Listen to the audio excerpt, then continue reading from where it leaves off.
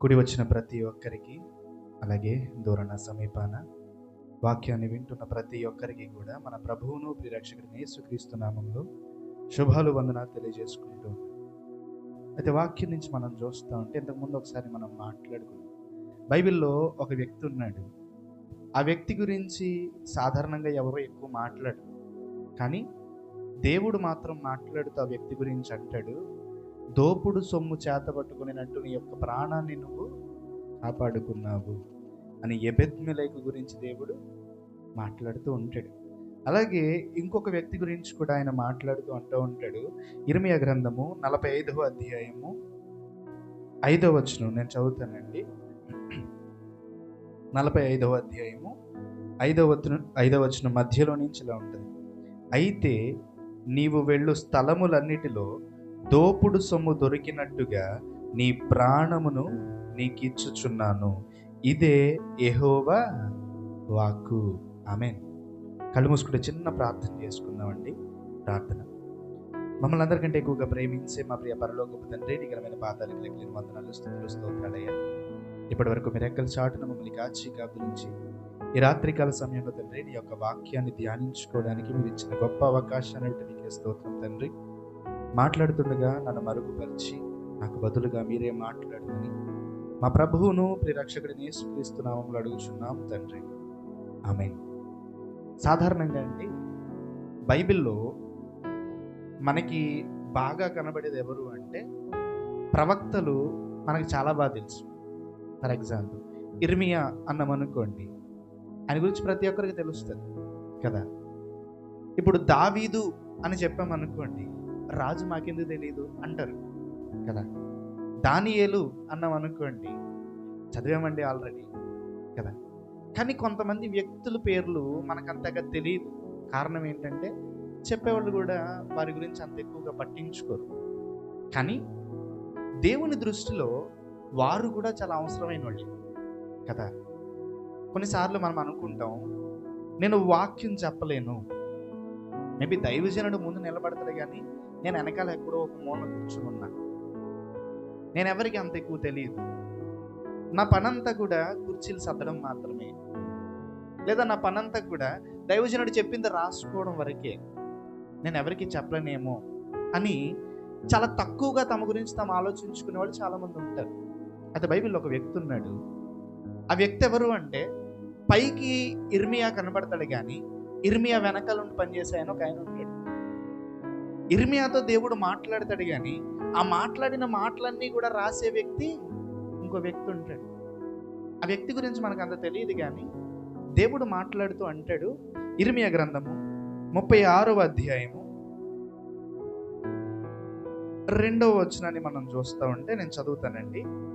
నీవు పుస్తకపు చుట్ట తీసుకొని నేను నీతో మాట్లాడిన దినము మొదలుకొని, అనగా యోషియా కాలము మొదలుకొని నేటి వరకు ఇజ్రాయేలు వారిని గూర్చియు యోధా వారిని గూర్చియు సమస్త జనములను గూర్చియు నేను నీతో పలికిన మాటలన్నిటినీ దానిలో వ్రాయము. మేబీ నువ్వు రాసిన దాన్ని చూసి, నువ్వు రాసిన దాన్ని చదివి అట్లీస్ట్ మనుషులు రియలైజ్ అవుతారేమో, వారు చేసిన తప్పుల్ని తెలుసుకుంటారేమో. కాబట్టి నువ్వేం చేస్తావంటే ఇవన్నీ కూడా రాసుంచు అని చెప్పి ఇర్మియాతో దేవుడు మాట్లాడుతూ ఉన్నాడంట. అయితే ఇర్మియా ఏం చేస్తూ ఉన్నారంటే ఇంకొక వ్యక్తిని చూస్ చేసుకున్నారు. ఆ వ్యక్తిని పిలిచి అంటూ ఉంటారు, నాతో దేవుడు ఏం మాట్లాడాడో ఆ మాటలన్నీ నీకు చెప్తా ఉంటాను, నువ్వేం చేయాలి అంటే అవన్నీ కూడా జాగ్రత్తగా రాయాలి. ఆమేన్.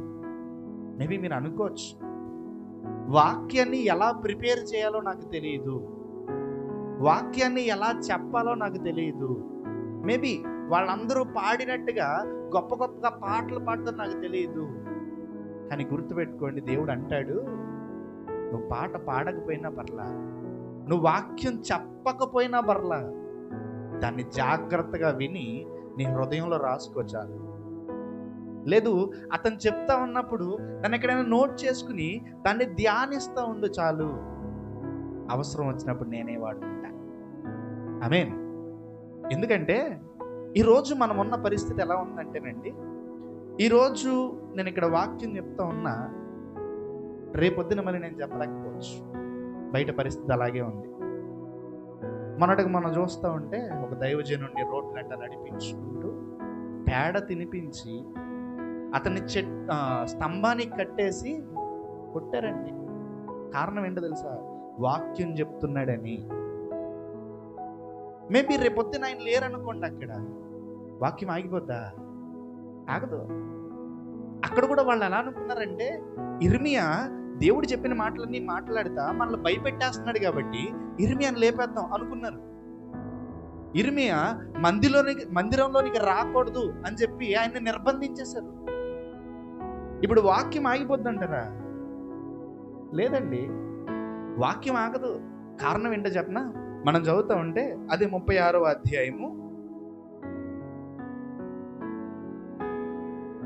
5వ వచనం నుంచి మనం చూస్తూ ఉంటే, ఇర్మియా బారాకునకు ఎలాగూ ఆజ్ఞ ఇచ్చెను, నేను యెహోవా మందిరంలోనికి రాకుండా నిర్బంధింపబడితిని.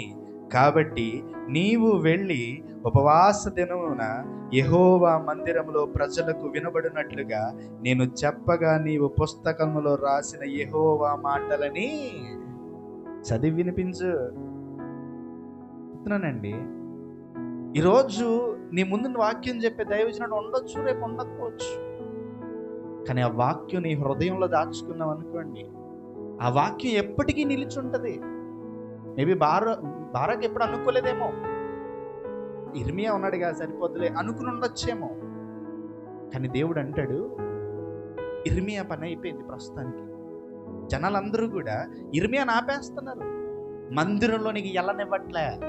మరి ఇప్పుడు దేవుని వాక్యాన్ని ఎవరు చెప్పాలి అంటే, ఇందాక వెనకాల కూర్చుని నా వల్ల ఏం కాదు, నేను ఈ వాక్యాన్ని ప్రిపేర్ చేయడం నాకు రాదు, నాకు తెలిసిందల్లా కూర్చుని వినడమే అని నువ్వు అనుకున్నావు చూడు, నిన్నే నిలబెట్టుకుంటాడు దేవుడు.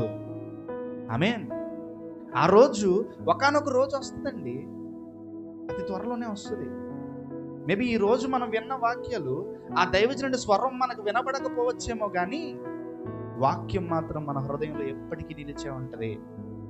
ఆయనంట దేవుడు యోషియా టైంలో మొదలుకొని ఈ రోజు వరకు ఏదైతే మాట్లాడాడో ఆ మాట్లాడిన ప్రతి మాటని కూడా బారూకు ఏం చేస్తూ ఉన్నాడు అంటే, ఒక పుస్తకంలో రాశాడు. ఆ రాసిన పుస్తకాన్ని తీసుకెళ్ళి కూర్చోబెట్టి ప్రతి ఒక్కరికి చదివి వినిపిస్తా ఉన్నాడంట. దేవుడు ఇలా అనుకుంటాడు మన గురించి. మేబీ ఈరోజు నువ్వు సాధారణమైన మనిషి అయి ఉండొచ్చు, కానీ వాక్యం మీద నీకు ఆసక్తి ఉన్నప్పుడు నిన్నే అసాధారణంగా వాడుకోగలడు దేవుడు. బారూకును వాడుకుంటున్నాడండి. బారాకు మాట్లాడిన తర్వాత అంట, ఆ మాటలు విన్న వాళ్ళందరూ కూడా ఏం చేస్తూ ఉన్నారంటే, బారూకును పిలిచారంట. పిలిచి ఆ మాటలు ఏవైతే నువ్వు చదివావో అవన్నీ మళ్ళీ నాకు చదివి వినిపించు అని చెప్పి మళ్ళీ బారూకును పిలిచి కూర్చోబెట్టుకుని ఆ మాటలన్నీ కూడా వినిపించుకుంటా ఉన్నారంట. వినిపించుకుని, భలే ఉన్నాయి, నువ్వు ఎవరి దగ్గర విని రాసేవి అన్నీ అని చెప్తా ఉంటే ఆయన అంటూ ఉంటాడు, ఇర్మియా చెప్పాడండి నాకు, దేవుడు మాటలు ఇర్మియా చెప్తా ఉంటే ఆ ఎన్న మాటలన్నీ కూడా నేను కూర్చొని రాస్తూ ఉన్నాను అన్నప్పుడు వాళ్ళు అంటారు, భలే ఉన్నాయి నీ మాటలు, ఒక పని చేస్తా, నేను రాజుకు చెప్తాను, వెళ్ళి ఆ రాజుకు చెప్పేంత వరకు నువ్వు ఒక చోట దాక్కో, మళ్ళీ ఒకవేళ ఇర్మియాని బంధించినట్టే నిన్ను కూడా బంధించేస్తానేమో, నువ్వు దాక్కుని నేను చెప్పినంత వరకు అక్కడ ఉండు అని చెప్పి ఆ మాటల్ని జాగ్రత్తగా తీసుకెళ్ళి ఒక రూమ్లో దాచి రాజు దగ్గరికి వెళ్ళి, అయ్యా రాజా, ఒక అతను ఇలా కూర్చుని చదువుతా ఉన్నాడు, ఆ మాటలు భలే ఉన్నాయని చెప్తా ఉన్నారంట. అప్పుడు రాజు అంటాడంట, నువ్వు వెళ్ళి ఆ మాటలు రాసిన పుస్తకం ఉంది కదా, అదేదైతే ఉందో అది తీసుకొచ్చి నా దగ్గర కూర్చోబెట్టి చదువు అన్నాడంట. సరే అని చెప్పి తీసుకొచ్చి చదివించుకుంటా ఉంటే కరెక్ట్గా 4 మాటలు చదివారంటండి. 4 మాటలు చదివేసరికి రాజు కత్తి తీసుకుని ఆ పేపర్ని సకానికి నరికేయడంట. పుస్తకాన్ని సకానికి నరికేసి ఆ పక్కనే మంట ఉంటే ఆ పేపర్లన్నీ తీసుకెళ్ళి మంటలు అలా కాల్చేసాడంట. ఇప్పుడు ఆ మాట వింటే బారూకు పరిస్థితి ఏంటండి? ఎంత కష్టపడి రాశాను నేను, ఎన్ని రోజులు దేవుడు మాట్లాడిన మాటలు అయ్యి, అవన్నీ కూడా నేను జాగ్రత్తగా రాస్తూ ఉంటే ఒక్క కాగితం కూడా మిగల్చకుండా ప్రతిదాన్ని కాల్చేశారా? సాధారణమైన ఎవరైనా ఏం చేస్తారో తెలుసా? విరక్తి వచ్చేసి ఇంత కష్టపడి రాస్తుంది మళ్ళీ ఫస్ట్ కానీ ఎవడు రాస్తాడని చెప్పి వదిలేస్తాడేమో. కానీ వాళ్ళు ఏం చేస్తూ ఉన్నారంటే, మళ్ళీ ఇర్మియా, బారూకు ఇద్దరూ కూర్చున్నారంట. ఇద్దరూ కూర్చుని ఆల్రెడీ రాసిన మాటలన్నీ రాశారు. మళ్ళీ దేవుడు కొత్తగా యాడ్ చేసిన మాటలు కూడా రాసి అవన్నీ కూడా మళ్ళీ జాగ్రత్త పరిచారంట. ఎంత ఓపికండి మనిషికి. చెప్పాను కదా, ఏదైనా ఒకసారి మనం ఇలా చదివామనుకోండి ఈ కాగితాన్ని, మళ్ళీ రెండోసారి చదువుతుంటే చదివిందే కదా మళ్ళీ ఎన్నోసారి చదువుతాం అని చెప్పి పక్క తిప్పేస్తాం పేజ్ని. ఆయన రాసిన దాన్ని మళ్ళీ మళ్ళీ మళ్ళీ మళ్ళీ మళ్ళీ రాయాలంటే ఎంత ఓపిక ఉండాలండి ఆయనకి. గుర్తుపెట్టుకోండి, ఈరోజు మనకు కనబడుతున్న ఈ గ్రంథము, ఆ మాటలు ఆ రోజే అక్కడే కాలిపోయినాయి. కానీ ఆ కాలిపోయిన ప్రతి మాటని కూడా ఆయన మళ్ళీ ఏం చేస్తా ఉన్నాడంటే, మళ్ళీ అక్షరం స్టార్టింగ్ నుంచి చివరి దాకా మళ్ళీ రాసుకుంటూ వచ్చాడంట. అలాంటి ఓపిక మనకు ఉండాలండి. ఈరోజు నీ దగ్గర ఉన్న వాక్యం రేపు నీ దగ్గర ఉండకపోవచ్చు, కానీ ప్రతి దాన్ని ప్రతిరోజు నెమరు వేసే వాళ్ళిగా మనం ఉండాలి. రేపొద్దున ఈ వాక్యం మనకు దొరకకపోయినా దాంట్లో ఉండే ప్రతి మాటలు కూడా మన హృదయంలో దాచుకునే వారిగా మనం ఉండాలి. ఊరికే చెప్పాడండి దేవుడు, దోపుడు సొమ్ము దొరికినట్టుగా నీ ప్రాణాన్ని నేను కాపాడుతాను, నువ్వు వెళ్ళిన ప్రతి చోట నీ ప్రాణాన్ని రక్షిస్తాను అని ఊరికే చెప్పాడా? ఆలోచించండి, ఇర్మియానే రానివ్వట్లేదు కదా దేవుని వాక్యం చెప్పడానికి. ఎవరో ఒక వ్యక్తి, బయటికి అందరికీ అంత గొప్పగా తెలియని వ్యక్తి, మళ్ళీ దేవుని మందిరంలో నుంచుని అదే మాటలు చెప్తా ఉంటే ఎవరు ఊరుకుంటారండి? ఇర్మియాని కొట్టిన అదే వ్యక్తులు ఈయన కూడా తీసుకొచ్చి కొట్టాలి కదా, కొడతారు కదా. ఆ భయం ఆయనకి లేదంటారా? ఆయన అనుకుంటున్నాడు, నా గురువు గారు ఇప్పుడు దాకా వాక్యాన్ని బోధించారు, కానీ ఆ సమయాన్ని ఇప్పుడు దేవుడు నాకు ఇచ్చాడు. ఆమేన్. నేను పోయినా బర్లా ఈ వాక్యం మొత్తాన్ని రాశాను, కానీ జాగ్రత్తగా లోపల దాయాలి. కానీ ఎంత ఎలాంటి వ్యక్తికైనా ఒకానొక సిచ్యువేషన్ వచ్చేసరికి ఎక్కడో ఒక మూలన ఒక పురుగు వస్తుంది అన్నమాట. అది నేను మళ్ళీ రాయాల్సి వచ్చింది అంతా అని కష్టం వల్ల అయ్యి ఉండొచ్చు. లేదు అంటే నాకు దక్కాల్సిన మహిమ మిగిలిన వాళ్ళకి దక్కేస్తా ఉందేమో. ఈరోజు నేను ఇలా వాక్యం చెప్తా ఉంటే నన్ను పొగడాల్సింది పోయి వేరే వాళ్ళని పొగుడుతున్నారేమో అని ఎక్కడో ఒక మూలన వస్తుంది. రాకుండా అయితే ఉండదు, కానీ మనం దాన్ని జాగ్రత్తగా చంపేసుకోవాలండి. ఈయనకు కూడా ఒక మూలన ఎక్కడో వచ్చిందంట. అప్పుడు దేవుడు మాట్లాడుతూ రాయిస్తూ ఉంటాడు. ఇర్మియా గ్రంథము 45వ అధ్యాయము మొదటి నుంచి నేను చదువుతానండి. యోధా రాజును యోషియా కుమారుడునైన యెహోయాకీము ఏలుబడి యందు 4వ సంవత్సరమున ఇర్మియా నోటి మాటను బట్టి నెరియా కుమారుడగు బారూకు గ్రంథములో ఈ మాటలు వ్రాయుచున్నప్పుడు, అంటే ఏంటి, ఆయన రాస్తా ఉన్నాడంట. ఆయన చెప్తా ఉంటే ఈయన రాస్తూ ఉన్నాడంట. అలా రాస్తూ ఉన్నప్పుడు దేవుడు మాట్లాడుతూ ఉంటాడు. వ్రాయుచున్నప్పుడు ప్రవక్త అయిన ఇర్మియా అతనితో చెప్పినది ఏంటంటే, బారూకు, ఇశ్రాయేలు దేవుడైన యెహోవా నిన్ను గూర్చి ఇలాగు సెలవిచ్చుచున్నాడు, కటకట నాకు శ్రమ, యెహోవా నాకు పుట్టించిన నొప్పికి తోడు ఆయన నాకు దుఃఖమును కలగజేసి ఉన్నాడు, మూలుగు చేత అలసి ఉన్నాను, నాకు నెమ్మది దొరకదాయను అని నీవు అనుకొనుచున్నావు.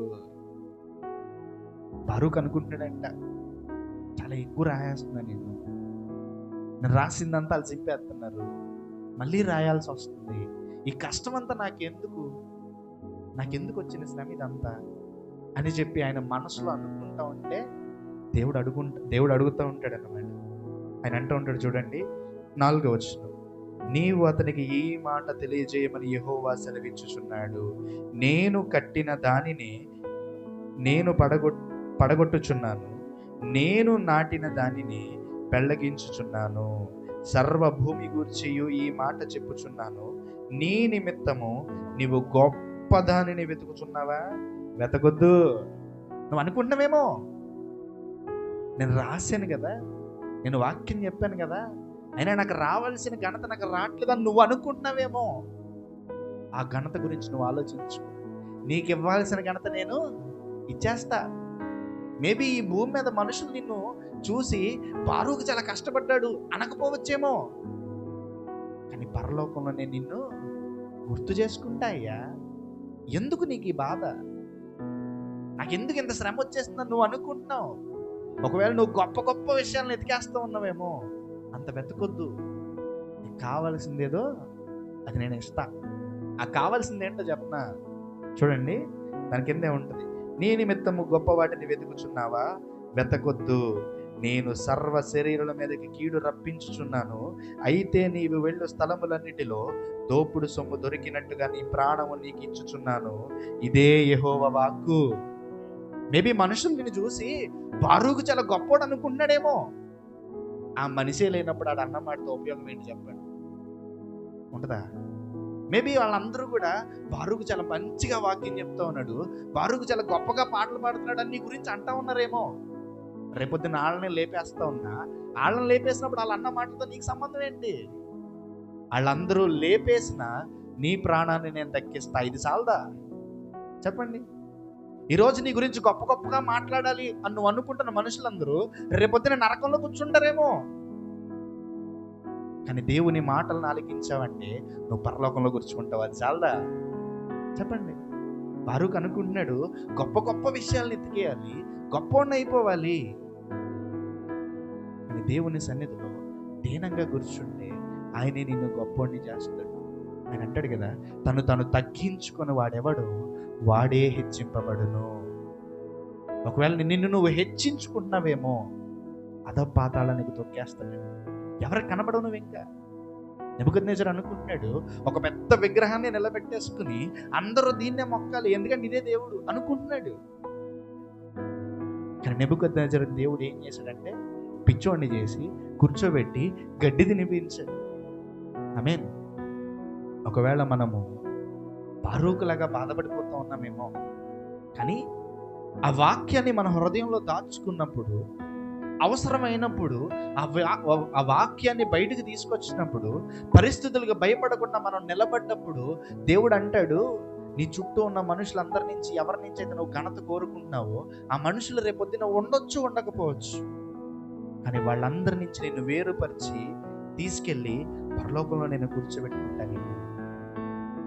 గుర్తుపెట్టుకోండి, ఒక మోషే దగ్గర యెహోషువ ఎలా అయితే ఉన్నాడు, ఒక పౌలు దగ్గర శీలా ఎలా అయితే కష్టపడ్డాడో, తిమోతి ఎలా కష్టపడ్డాడో, ఒక యిర్మీయా దగ్గర బారూకు అలాగే కష్టపడ్డాడండి. గుర్తుపెట్టుకోండి, చెయ్యి ఒకదాన్నే ఇలా ఇలా ఊపితే సౌండ్ రాదు, దాంతోపాటు ఇంకో తోడు కావాలి. దైవజనుడు ఎంత నిలబడుతూ ఉన్నాడో ఆ కింద కూర్చున్న మనము కూడా అంతే కష్టపడాలి. ఆ చెయ్యి ఈ చెయ్యి కలిసినప్పుడే చప్పట్లు వస్తాయి. ఎలా అయితే యిర్మీయా పక్కన బారూకు కనపడకుండా పనిచేస్తూ ఉన్నాడు, ఈరోజు సంఘంలో నువ్వు చేసే చిన్న చిన్న పనులు కూడా దేవుడు అంటాడు, నువ్వు నా యొక్క వాక్యాన్ని మోసుకుంటూ వెళ్ళేవాడివి. ఆయన చెప్తా ఉన్నాడు అదోకే, కానీ ఆయన చెప్పిన మాటలే నలుగురి దగ్గరికి మోసుకెళ్ళేది ఎవరు? నువ్వే.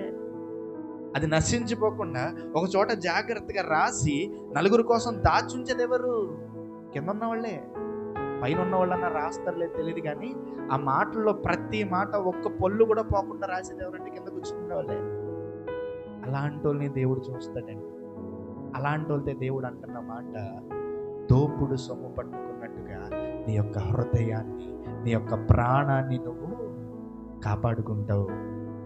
అలా మనం అందరం ఉండాలని చెప్పి కోరుకుంటూ నా యొక్క మాటలు నేను ముగిస్తాం. అందరికీ వందనాలు.